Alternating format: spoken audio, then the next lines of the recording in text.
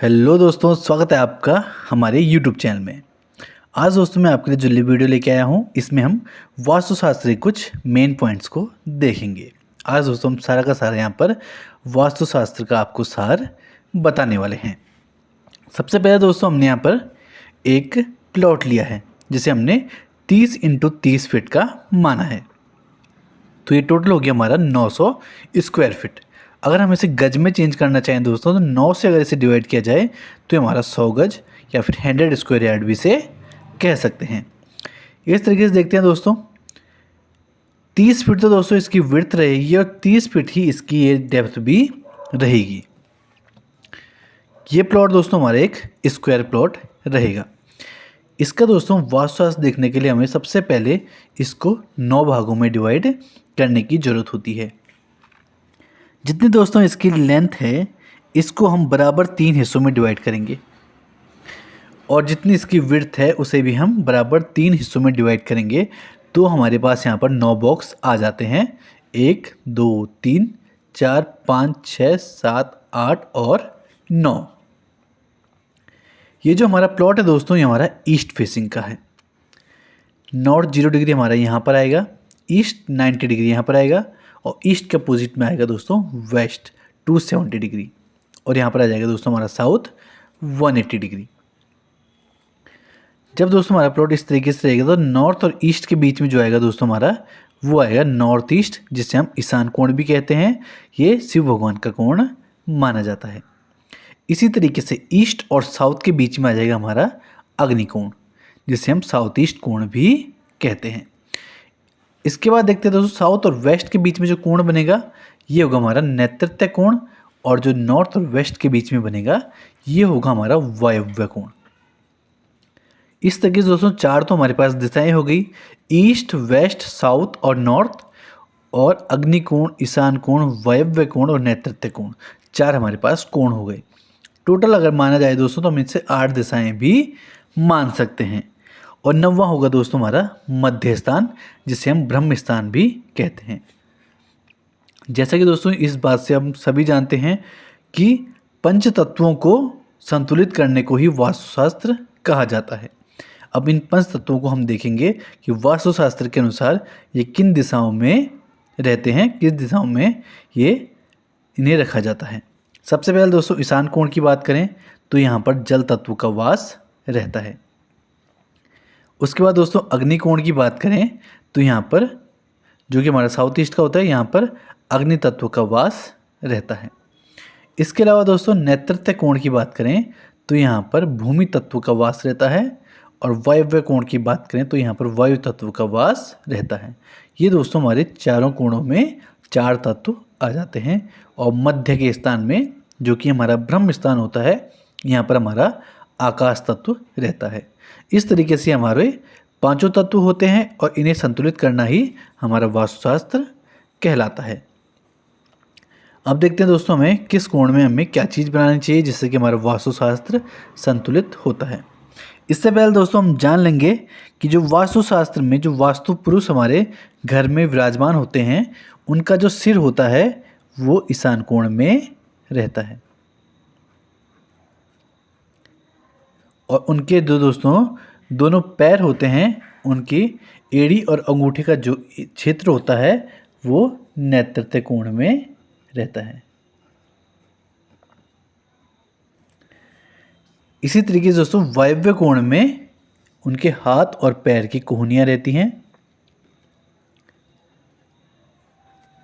और अग्निकोण में भी उनके हाथ और पैर की कोहनी रहती है। तो इस तरीके से दोस्तों हम, जब हमने वास्तुशास्त्र को इस तरीके से समझ लिया है तो हम इसमें कुछ चीज़ों को खुद ही एज्यूम कर सकते हैं कि हमारे कौन से कोने में क्या चीज़ बनानी चाहिए। इसके अलावा दोस्तों मध्य के स्थान में उनकी नाभि रहती है, जिसे हम ब्रह्म स्थान भी कहते हैं।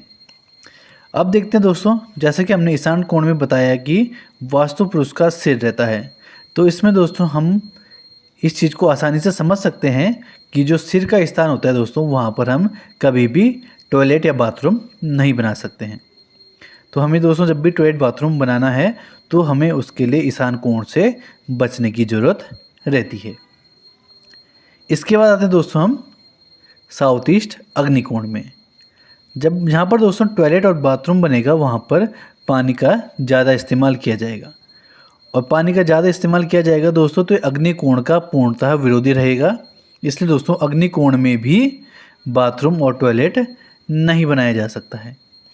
इसके अलावा दोस्तों घर का जो मध्य का स्थान होता है ये बहुत ही ज़्यादा पवित्र स्थान होता है, तो इस स्थान में भी टॉयलेट और बाथरूम नहीं दे सकते हैं। तो दोस्तों अगर हम देखें तो टॉयलेट और बाथरूम हम मैक्सिमम एक एंगल में, सबसे ज़्यादा फ्लेक्सिबल एंगल होता है जो हमारा, वहाँ पर दे सकते हैं, जो कि होता है हमारा वायव्य कोण। इस कोण में दोस्तों वायु का संचरण बहुत ही ज़्यादा अच्छा होता है, इसलिए हम यहाँ पर टॉयलेट और बाथरूम बना सकते हैं। इसके अलावा नॉर्थ वेस्ट के कोण से थोड़ा ऊपर आकर नॉर्थ वेस्ट में भी टॉयलेट बाथरूम बनाया जा सकता है, और यहाँ से आगे बढ़ के नॉर्थ वेस्ट या फिर कंप्लीट वेस्ट में भी टॉयलेट या बाथरूम बनाया जा सकता है। इसके अलावा दोस्तों कंप्लीट साउथ में भी टॉयलेट या बाथरूम दिया जा सकता है। तो सबसे मेन दोस्तों जिससे कि हमारा हमेशा वास्तु कई बार देखा जाता है गलत हो जाता है, उसमें दोस्तों हमारा टॉयलेट बाथरूम बहुत ही ज़्यादा इंपॉर्टेंट रहता है। अगर वो गलत स्थान में बनाया जाए तो हमारे घर का पूरा वास्तु गलत हो जाएगा। इसके बाद दोस्तों दूसरी सबसे इम्पोर्टेंट चीज़ होती है हमारा किचन। जब भी किचन बनाया जाए तो इस बात का विशेष ध्यान रखा जाए कि किचन को अग्निकोण में हमें देना चाहिए। किचन दोस्तों अग्नि से संबंधित हमारे काम होता है किचन में, इसलिए हमें इसे अग्नि तत्व में ही किचन को बनाना चाहिए। इसके अलावा दोस्तों वायव्य कोण में भी हम दूसरे ऑप्शन की तरह किचन को बना सकते हैं, क्योंकि यहाँ पर वायु का संचरण अच्छा होता है और किचन में भी वेंटिलेशन और वायु का संचरण अच्छा रखना चाहिए, इसलिए यहाँ पर भी किचन को दिया जा सकता है सेकेंड चॉइस के तौर पे। यही दो एंगल दोस्तों किचन के लिए सर्वश्रेष्ठ माने जाते हैं। ईशान कोण में कभी भी किचन नहीं दिया जा सकता है, क्योंकि यहाँ पर जल तत्व का वास होता है। अगर हम यहाँ पर किचन देंगे तो जल तत्व और अग्नि तत्व दोनों एक दूसरे के विरोधी होते हैं, इसलिए यहाँ पर किचन नहीं दिया जा सकता है। आगे बढ़ते हैं दोस्तों, तीसरे नंबर पे आता है हमारा मंदिर, जो कि घर में बहुत ही ज़्यादा मुख्य स्थान रखता है। जब भी दोस्तों मंदिर बनाएं तो उसके लिए कुछ दिशाएं बहुत ही ज़्यादा अच्छी रहती हैं। सबसे अच्छी दिशा दोस्तों उसके लिए ईशान कोण होता है, जो कि शिव भगवान का कोण भी माना जाता है। यहाँ पर मंदिर आसानी से बनाया जा सकता है। इसके अलावा दोस्तों कंप्लीट ईस्ट की डायरेक्शन में मंदिर को बनाया जा सकता है। और तीसरी जगह दोस्तों हमारी नॉर्थ होती है, जो कि कुबेर भगवान की दिशा होती है। यहाँ पर भी मंदिर को बनाया जा सकता है। इसके अलावा दोस्तों घर के मध्य के स्थान में, जहाँ पर हमारा ब्रह्म स्थान है, यहाँ पर भी मंदिर को बनाया जा सकता है। आगे बढ़ते हैं दोस्तों, अभी तक हमने बात की है टॉयलेट, किचन और मंदिर की। इसके अलावा दोस्तों जो वास्तु में सबसे इम्पोर्टेंट होता है, वास्तु में देखा जाता है, वो होता है घर का मेन गेट। जब भी दोस्तों हम ईस्ट फेसिंग से घर को डिजाइन करें तो इसका मेन गेट हमारा ईशान कोण में दिया जाएगा। अगर दोस्तों हम ईशान कोण में इसका गेट नहीं दे सकते हैं तो हमारे पास दूसरी चॉइस के लिए कंप्लीट ईस्ट में इसका गेट दिया जा सकता है।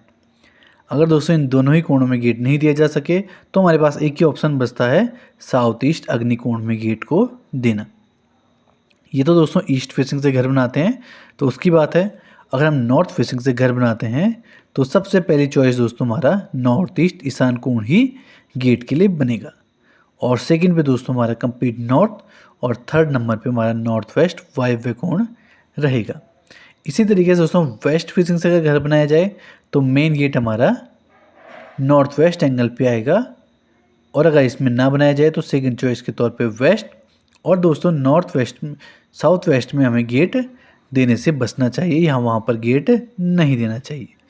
अगर हम साउथ फेसिंग से घर बनाते हैं तो हमें गेट को साउथ और साउथ ईस्ट के बीच में देने की ज़रूरत रहती है। अगर यहाँ पर गेट नहीं दे पाते हैं तो इसे कंप्लीट साउथ या फिर साउथ ईस्ट में दे सकते हैं, साउथ वेस्ट में फिर भी हमें गेट देने से बचना चाहिए। ये दोस्तों हमारी कुछ बेसिक चीज़ें थी जो कि हमने वास्तु के अनुसार आज देखी हैं। अगर आपको वीडियो पसंद आई हो तो वीडियो को लाइक, चैनल को सब्सक्राइब जरूर करें, जिससे इस प्रकार की वीडियो मैं आपके लिए आगे भी लाता रहूँ। मिलते हैं दोस्तों नेक्स्ट वीडियो में, तब तक के लिए दीजिए इजाज़त। धन्यवाद।